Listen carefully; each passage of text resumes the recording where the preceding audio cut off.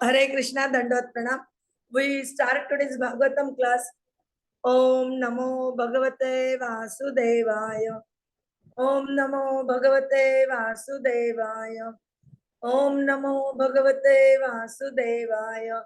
Narayanam Namaskrityam Naram Chaiva Narottamam Devim Saraswatim Vyasam Tata Jayam Udiret Nashtaprayeshu Bhadreshu Nityam Bhagavata Sevaya Bhagavati Uttama Shloke Bhakti Bhavati Naistiki.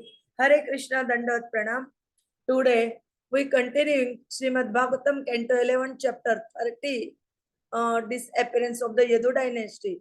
Shloka number 16 to 36.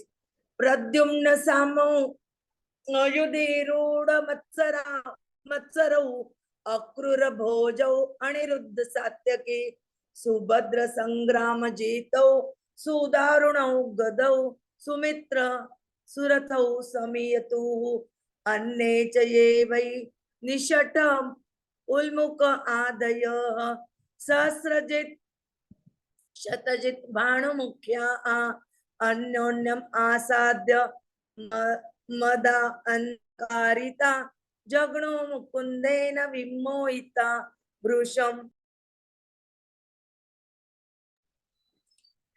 Dashara Vrishni Andaka Bhoja Satvata Madhu Arbuda Mathura Shurasena Visarjana Kukuraha Kuntayacha Mithatu Jagno Suvisrujja Saurudam Putra Ayudhan Pitrubhi Bhatrubi Cha Swasriya Dohitra Pitruvya Matule Mitrani Mitrai Suruda Surudbhi Jnatintu Ahan Jnataya Eva Mudaha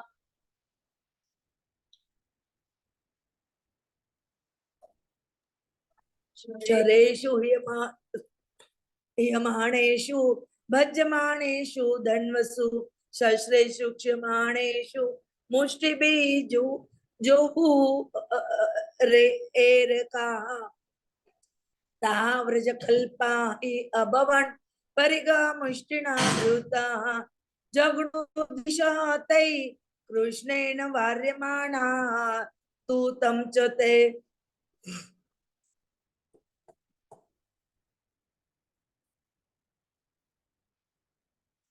Pratyanikam Manyamana Balabhadram cha Mohita Hantum Krutadhiya Rajan Apanna Atatayina Athatau Api Sakruddha Udyamya Kurunandana Erakam Ushti Parigau Charantau Jagnu Tu Yudhi.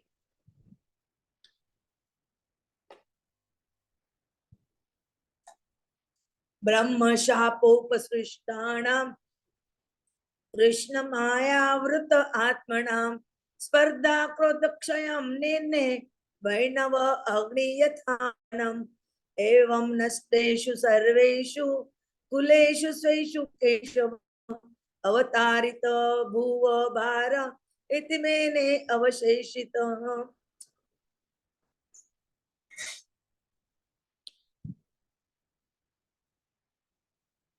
Rama Samudra Velayam Yogam Astaya Paurusham Tatyajalokam Manusham Sanyoja Atmanam Atmani Ramaniryanam Alokya Bhagavana Devaki Sutta Ishasata Taropaste Tushnim Asadya Pipalam Bibrat Chatu Bhojam Rupam Brajishnu Prabhaya Swaya Katisutra Brahmasutra Kirita Kataka Angadehi Haranupuram Mudrabhi Kaustubena Virajitam Vanamala Parita Angam Murti Madhvi Nija Ayudehi Krutva Urau Dakshine Padam Asinam Pankaja Arunam Bibrata Chatu Bhujam Rupam Jishnu Prabha Yaswaya Disha Vitimira Kurvan Vidum Eva Pavaka Srivatsa Ankam Ganeshamam तप्त हाटक वर्चसम कौशय अंबर युग्मेन परिवितम सुंदर सुंदर स्मित वक्त्र अब्जम नीलकुंतल मंडित पुंडरीक अभिराम अक्षम स्फुरत मकर कुंडलम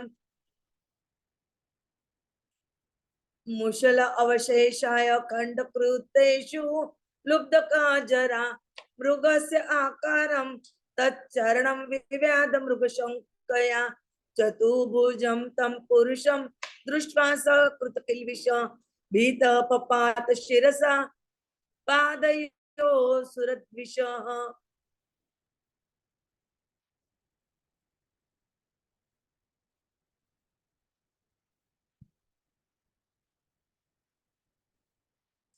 अजानता कृतम इदं पापेन मधुसूदन क्षन्तुम अर्हसि पापस्य उत्तम श्लोक में अनग यस्य अनुस्मरणं नृणां वदन्ति तस्य ते विष्णोः मया साधु कृतं प्रभो.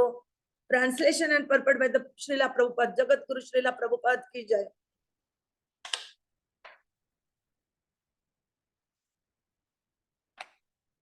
Their mutual enmity arose. Pradyumna fought fiercely against Samba, Akrura against Kuntibhoj, Aniruddha against Satyaki, Subhadra against Sangramajit, Sumitra against Suratha, and the two Gadas against each other.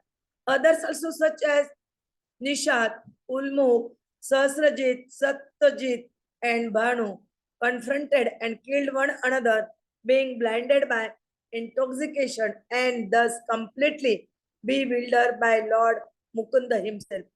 Completely abandoned their natural friendship, the members of the various Yadu clans, the Dasharas, Purushnis, and Andakas, the Bhojas, Satvatas, Madhus, and Arbudas, the Mathuras, Surshenas, Visarjanas, Kukuras, and Kuntis, all slaughtered one another.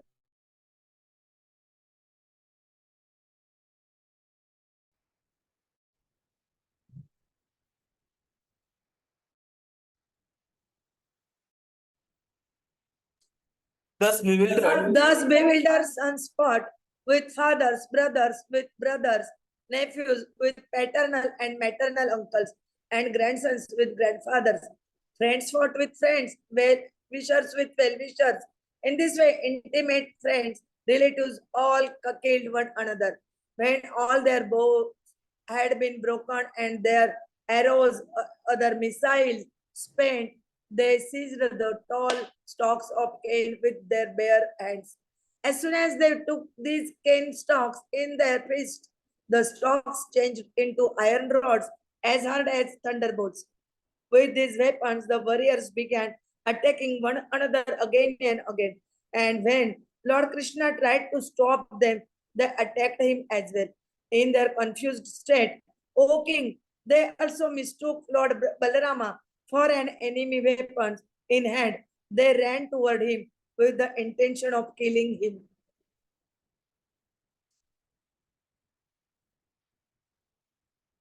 O son of Uruz, Krishna and Balarama then became very angry, picking up cane stalks.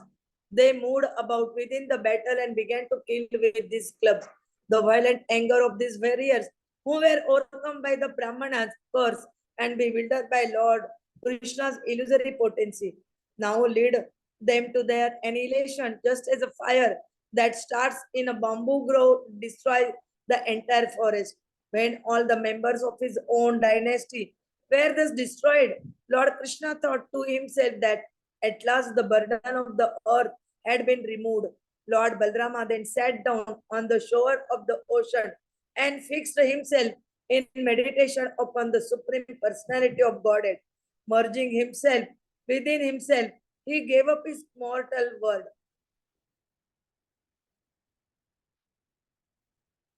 Lord Krishna, the son of Devaki, having seen the departure of Lord Rama, sat down silently on the ground under a nearby peepal tree. The Lord was exhibiting his brilliantly effulgent four-armed form, the radiance of which, just like a smokeless fire, dissipated the darkness in all directions. His complexion was the color of a dark blue cloud, and his effulgence the color of molten gold, and his all auspicious form bore the mark of Sri Vatsa. A beautiful smile graced his lotus face, locks of dark blue hair adorned his head. His lotus eyes were very attractive, and his shark-shaped earrings glittered. He wore a pair of silken garments, an ornamental belt, the sacred thread, bracelets, and arm ornaments, along with a helmet, the costume jewel, necklaces, anklets, and other royal emblems. Encircling his body were flower garlands and his flower garlands and his personal weapons in their embodied forms. As he sat, he held his left foot with its lotus red sole upon his right thigh. Just then, a hunter named Jara, who had approached the place, mistook the Lord's foot for a deer's face. Thinking he had found his prey, Jara pierced the foot with his arrow, which he had fashioned from the remaining iron fragment of Samba's club. Then, seeing that four-armed personality, the hunter became terrified of the offense he had committed, and he fell down, placing his head upon the feet of the enemy of the demons. Jara said, "O Lord Madhusudan, I am a most sinful person. I have committed this act out of ignorance. O poorest Lord, O Uttam Shloka, please forgive this sinner. O Lord Vishnu, the Lord say that for any man constant remembrance of you will destroy the darkness of ignorance. O Master, I have wronged you." Purport by the Srila Prabhupada, Jagadguru Srila Prabhupada ki jai. According to Srila Vishwanath Chakravarti Thakur, the statement that the arrow pierced the Lord's foot expresses the point of view of the hunter, who thought he had struck a deer.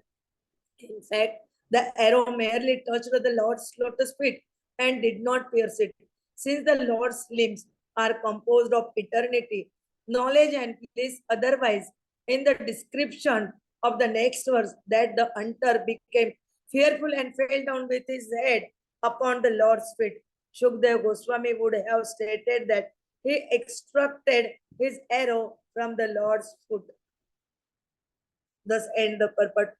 Om Jnanatimirandasya Jnananjana Shalakaya Chakshu Unmilitam Ena Tasmai Sri Gurave Namaha. Sri Chaitanya Manokrishtam Sthapitam Ena Bhutale Swayam Rupa Kadamayam Dadati Swapadantikam Vandeham Sri Guru Sri Yuta Padakamalam Sri Gurun Vaishnavancha Sri Rupam Sagrajatam Sagana Raghunathanvitam Tam Sajivam Saitam Savadutam Parijana Saitam Krishna Chaitanya Devam Sri Radha Krishna Padan Sagana Lalita Sri Vishakhanvitancha Namo Om Vishnu Padaya Krishna Prishaya Bhutale Srimate Bhakti Vedanta Swami Niti Namine Namaste Saraswate Deve Gauravani Pracharine Nirvishesha Shunyavadi Paschata Deshtarine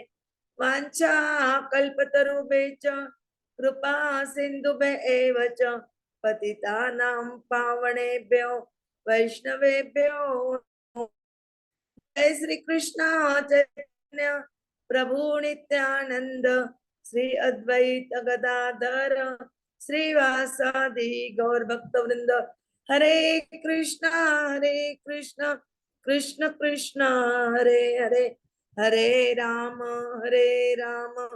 Rama Rama Hare Hare Krishna Krishna Krishna Hare Hare Hare Rama Rama Rama Hare Hare Hare Krishna Krishna Krishna Hare Hare, Hare Rama Hare Rama, Rama Rama Hare Hare.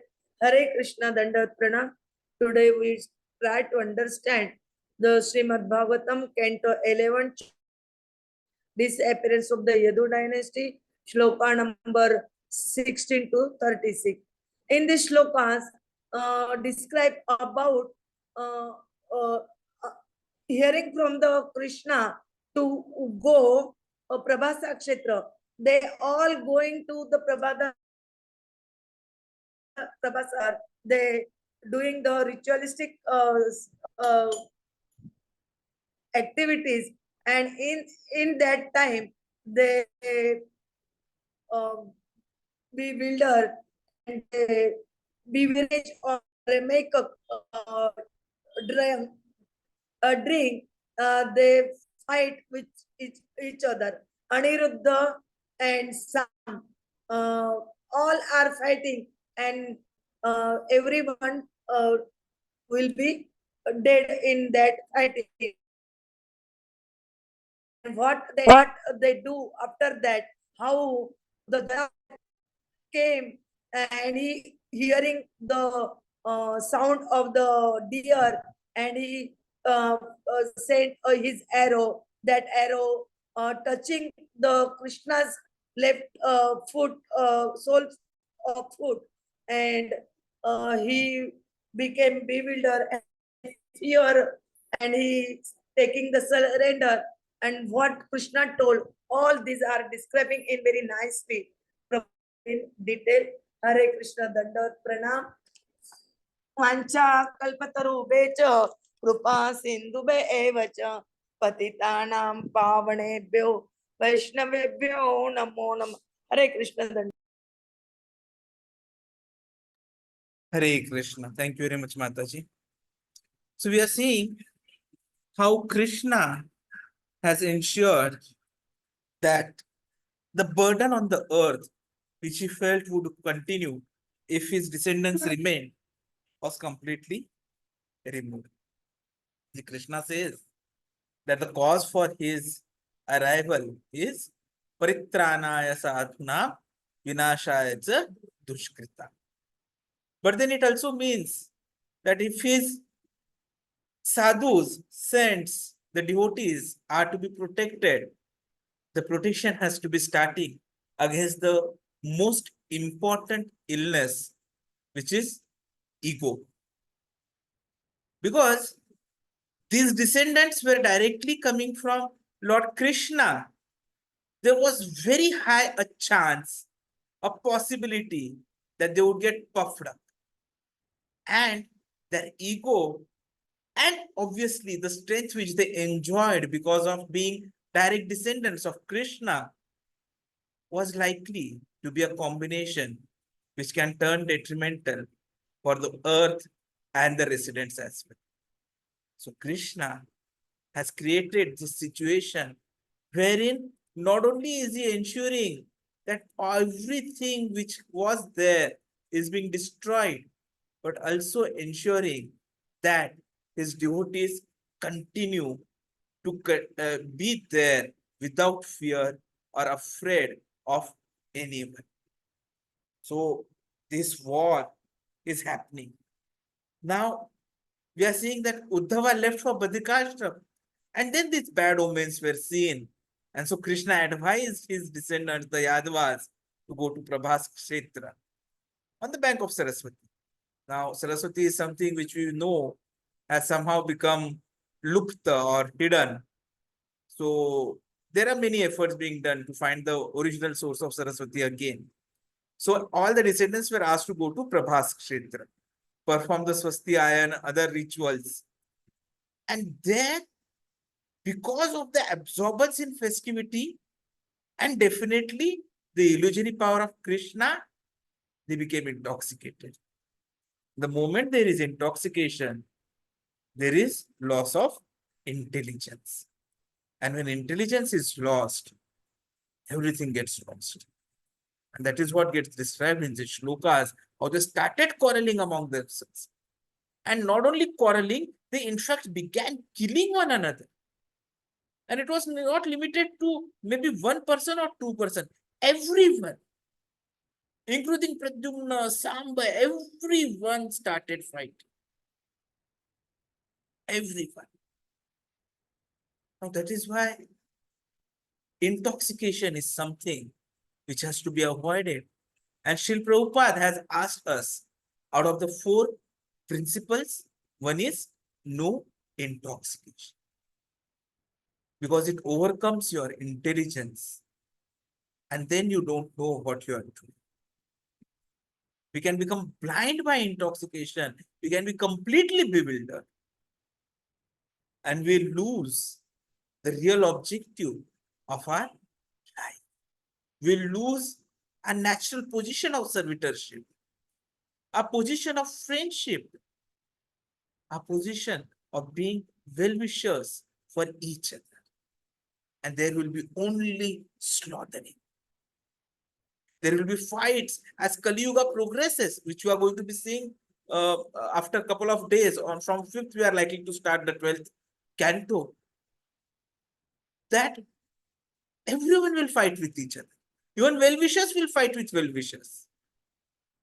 And that is exactly what happened in this Prabhas Yuddha. And when we find that their weapons were completely over, they actually took out the cane stalks. If you remember the original story, it was completely grounded up and thrown. And from that, these cane stalks had come up. So as soon as those cane stalks were removed, they changed into iron rods, as hard as thunderbolts. And when they began hitting each other, now Krishna, he wanted to be still, be merciful. He wanted to try to stop them. But such was the effect of Krishna's illusory potency and the intoxication that they actually thought that it is not for us. And they tried to attack Krishna. In fact, they mistook Lord Balrama to be an enemy, and they also ran towards him to kill him. Definitely, Krishna and Balram became very angry with this behavior. They themselves took out the cane stalks, and we are already seeing that each stalk became as big as iron rod, and it hit like a thunderbolt, and they just simply started going into the battle and killing everyone. So not only were the descendants fighting now, even Krishna and Balrama became angry. And such was their violent anger that these warriors, they also were overcome by the Brahmana's curse. They were bewildered by Lord Krishna's illusory potency, and thus there was complete annihilation. Now, when we see Krishna in these shlokas, the example is given of Vainavaha Agni. That is the fire from the bamboo tree. So we have seen it in the first canto itself, that when bamboo stalks are there, because of the heat of the sun, when they crush against each other, rub against each other, the fire sparks are generated. And then the fire starts in that bamboo sticks. And because of that small spark, slowly the whole forest gets burned. Yatha vanam agnihi yatha vanam. And then it leads to kshayam, that is destruction. So as soon as everyone was destroyed, Krishna saw it. Great. The bhara is gone. So now there is no more burden. And Lord Balrama, he also thought, okay, now it's no use to be here. So he meditated upon Krishna and he merged himself within himself. That is because he already is an expansion of Krishna. So he gave up this material body and merged into his form as Balram. Krishna saw everything. He sat on the ground under a people are tree, and that time he was in his Narayana form. So for the first time, he is again now coming without anyone asking, displaying himself in the forearm Narayana form with so much of radiance. His description is so vivid in these shlokas from 28 to 32. You simply want to keep on reading it, meditating upon it, because everything gets dissipated the moment you start reading about it. But when he was sitting thus, he kept the left leg thumb on his right thigh. So if this is a thigh and this is a thumb, he kept it like this. And then there was this hunter who was behind the tree, and he thought that, okay, it is a neck of the deer. And there is a deer, because he was only seeing at the reflection. He was only seeing at the shadow. And he thought that this is a deer. So let me take that out. And he pierced the arrow, thinking the thumb to be the face. And as soon as the arrow came, it touched and it fell down. It was finally Lord's foot, his body is Satchitanand. So there was no question of a mortal material arrow piercing it. But the hunter, Jara, he thought that that arrow has pierced him, and he was completely remorseful. He was terrified of the offense he has committed. He fell down with his head. Now, ideally, if the iron would have pierced, the arrow would have pierced, would have removed it. But there is no such description. So that means the arrow did not pierce. But because he had shot on Krishna, he was remorseful. And he understood that he is a sinful person. And he tried to explain to Krishna that this act was out of ignorance. And so he should forgive him. Because remembering him, remembering Krishna, even the darkness of ignorance could be removed. So, though he had made this mistake in ignorance, Krishna should forgive him. And we are going to see his prayers tomorrow onwards. Hare Krishna. I'm sharing the